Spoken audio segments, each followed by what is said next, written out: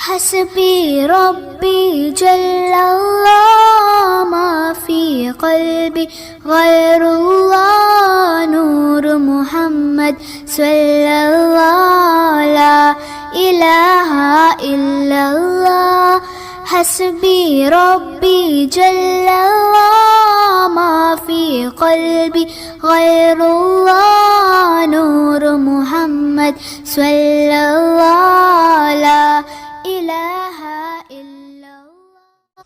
Semua dosa bisa diampuni. Nggak ada dosa yang tidak diampuni itu. Semua dosa diampuni. Ini awalnya setan ini, setan lagi nih. Iblis lah. Iblis itu diusir dari sorga. Tapi dia minta 2 persyaratan.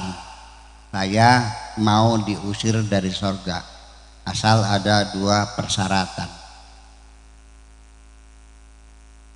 Tentu persyaratannya bukan uang kededeh ya. Iblis tidak minta uang kededeh, enggak. Atau uang ganti rugi, enggak. Pertama dia minta diberi panjang umur sampai kiamat. Antirni ila yaumi yub'atsun. Kata Allahnya, oke, saya kabulkan, innaka minal mundharin. Terus satunya lagi, iblis meminta izin kepada Allah, wa bi'izzatika la ughwiyannahum ajma'in. Minta izin untuk bisa menggoda seluruh umat manusia. Kata Allah, oke, saya kabulkan, segera kau angkat kaki dari sorga ini. Aku tidak sudi sorga ditempati orang yang sombong seperti kamu. Begitu keluar, ini iblis kan artinya luar biasa, panjang umur sampai kiamat, nggak mati-mati. Yang kedua, dia mendapat izin menggoda, artinya dia itu ketika menggoda kita sekarang nih itu legal, resmi, karena iblis juga punya SIM kok, surat izin menggoda.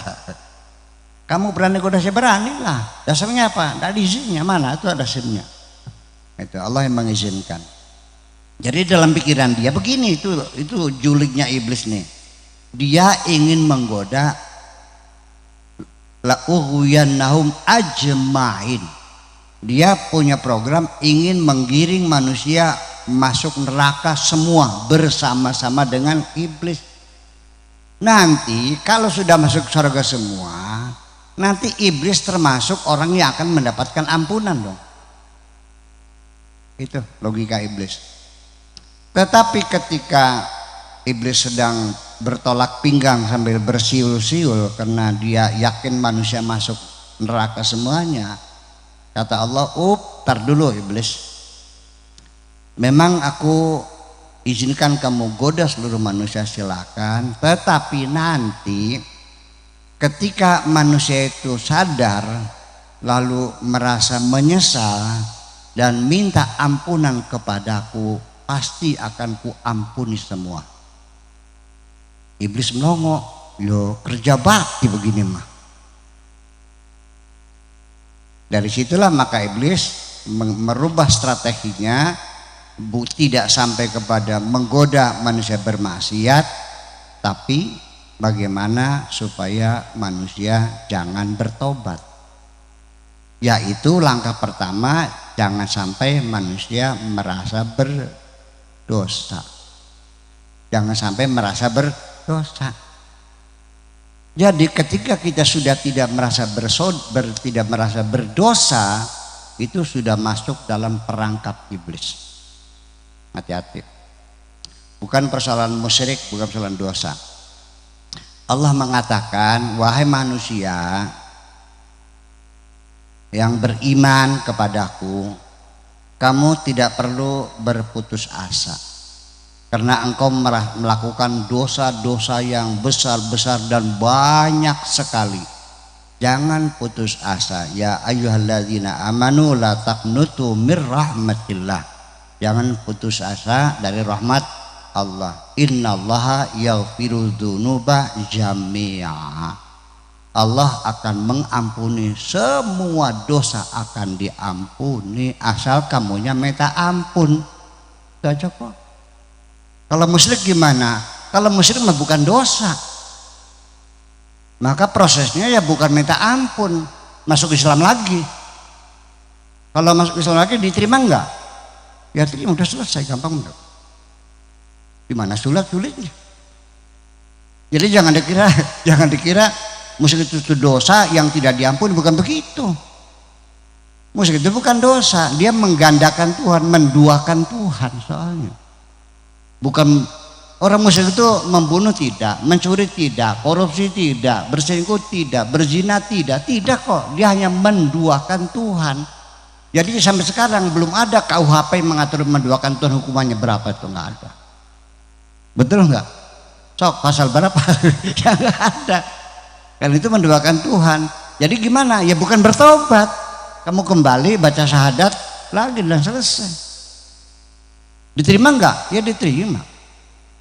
Nah itulah makanya kemudian persoalan tentang syirik. Ya kalau syirik mah tidak begini. Syirik itu ada dua macam ya. Ada syirik khafi, ada syirik jali. Kalau syirik jali, syirik yang kelihatan. Kalau syirik khafi, syirik yang tersembunyi. Kalau syirik yang kelihatan, syirik jali itu gampang. Kelihatannya nyembah berhala, kan gitu. Kemudian ngebungkus pohon besar dengan kain putih, ya kan gitu. Terus goyang-goyang nisannya kuburan suaminya. Yang seperti itulah. Dan nggak banyak sifatnya. Tetapi harus diketahui pula, orang yang menyembah berhala pun ketika ditanya, kenapa ini berhala? Mereka mengatakan, wa ma na'buduhum, kami tidak menyembah berhala kok. Walakin liyuqarribuna ilallahi zulfa. Ya, wa ma na'buduhum illa liyuqarribuna ilallahi zulfa. Kami tidak menyembah berhala. Itu hanya mediator saja untuk mendekatkan diri kepada Allah, itu aja kok. Itu namanya orang hunafa, artinya orang yang yakin kepada ketuhanan yang Maha Esa, tapi mereka ikut-ikutan menyembah berhala. Itu hunafa yang ada di Mekah pada waktu itu. Nah, kalau yang syirik yang khafi, ya setiap hari kita melakukannya. Lalu syirik enggak? Ya syirik. Kenapa khafi? Ya karena enggak terasa, enggak bisa dilihat.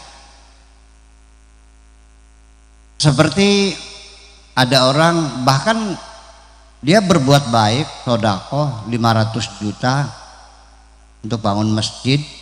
Setelah jadi dia ngomong, lamun teu aya aing mah moal jadi ieu teh. Apa tuh? Kalau enggak ada gue nggak bakal jadi. Saya bilang, Bung,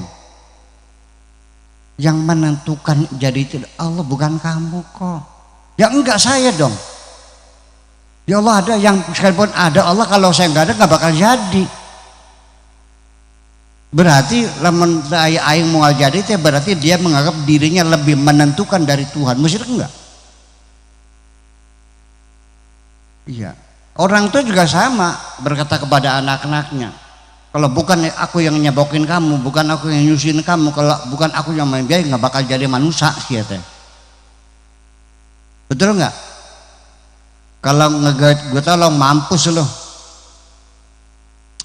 Jadi ya kemusyrikan mah ya, nah inilah kadang-kadang orang pengen tidak musyrik, ya bagus, tidak salah.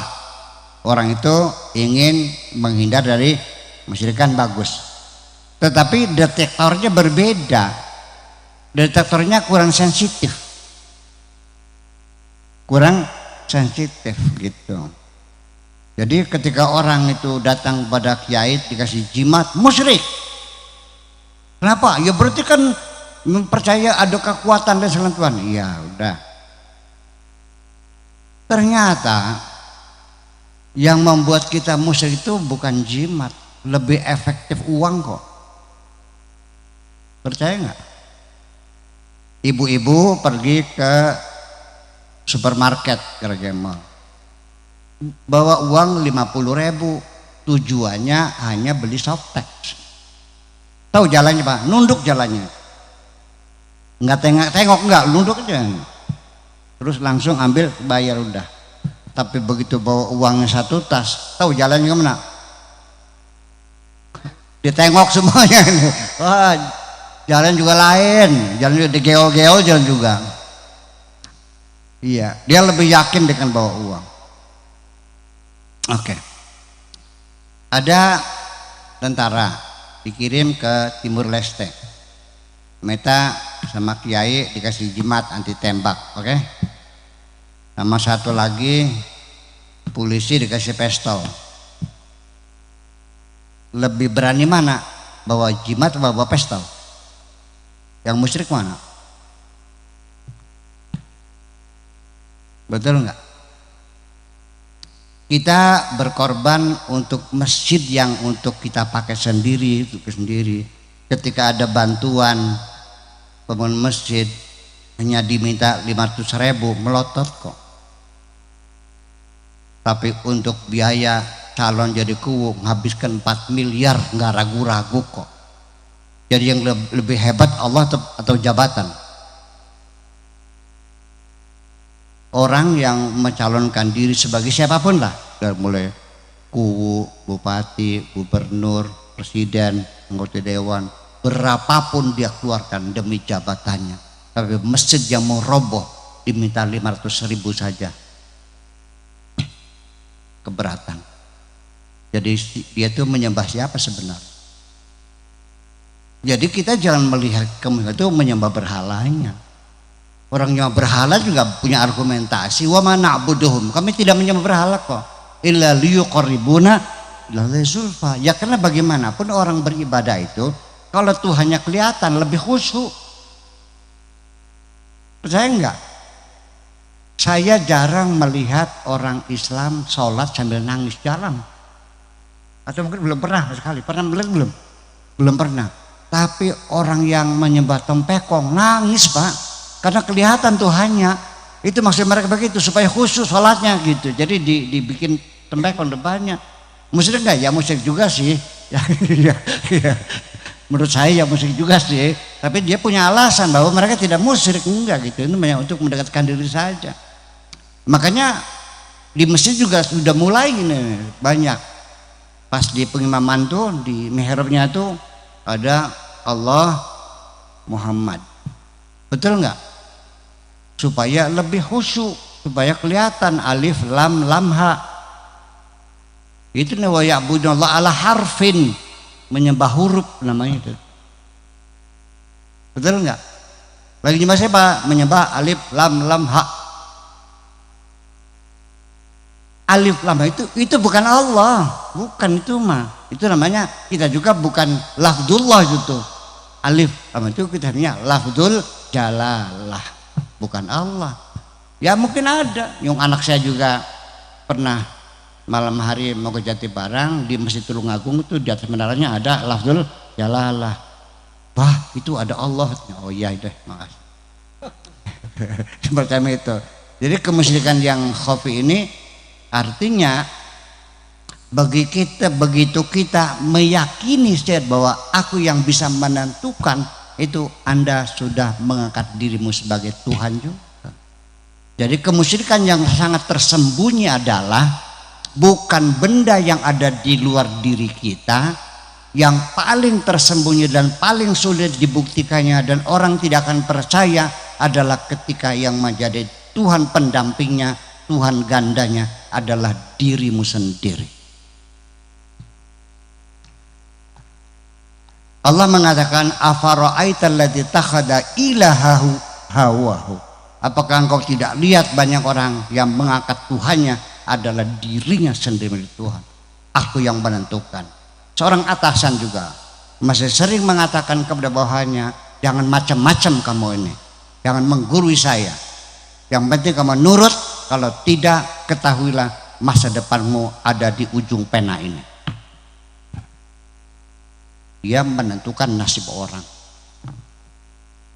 Kalau dia bisa menentukan nasib, Tuhan bukan? Berarti dia menganggapnya sebagai Tuhan enggak? Enggak berasa. Dia tidak mengatakan aku Tuhan, kecuali Fir'aun ya. Kalau Fir'aun mengatakan ana rabbukumul a'la, aku Tuhanmu yang tertinggi. Itulah sebabnya kenapa Fir'aun ini, ayat-ayat Fir'aun di Al-Quran paling banyak cerita Fir'aun sama Nabi Musa. Malah cerita Nabi Muhammadnya nggak banyak. Nabi Yusuf 1 ayat, Nabi Ibrahim sekian ayat. Tetapi kalau cerita Fir'aun itu setiap halaman Al-Quran selalu ada pertarungan Musa dengan Fir'aun. Itu menunjukkan bahwa kemusyrikan itu merajalela pada manusia di segala zaman, yaitu ketika yang dijadikan Tuhan adalah dirinya sendiri. Betul nggak? Jangan-jangan Fir'aun ini mengatakan ana rabbukumul a'la, itu syiriknya syirik kecil. Kita lebih besar daripada Fir'aun.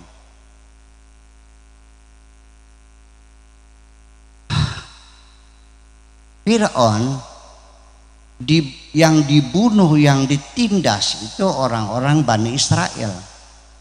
Tapi rakyatnya orang Kipti, orang Mesir, dihidupin, dikasih makan. Termasuk piramid-piramid itu proyek-proyek untuk menyerap tenaga kerja. Karena dia ngasih makan rakyatnya, dia sayang sama rakyatnya. Sehingga doa Nabi Musa 40 tahun baru dikabul sama Allah kok. Kenapa? Karena Allah tahu Fir'aun itu sayang sama rakyatnya. Yang ditindas sedikit. Tapi di dunia sekarang yang membunuh rakyatnya bukan main. Iya, yaitu yang terwakili oleh orang-orang yang fasis, orang-orang yang fasis sama apa tadi bilangnya? Rasis. Kalau rasis itu ya gimana? Ya kelompok dia yang benar, yang lain dibantai. Kalau fasis ya siapa saja ya yang melawan habisin semuanya. Dua-duanya sama. Tapi saya tidak mengatakan Islam itu fasis atau Islam itu rasis.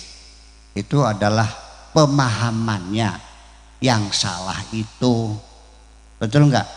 Karena yang menentukan orang masuk surga atau tidak itu hanya Allah.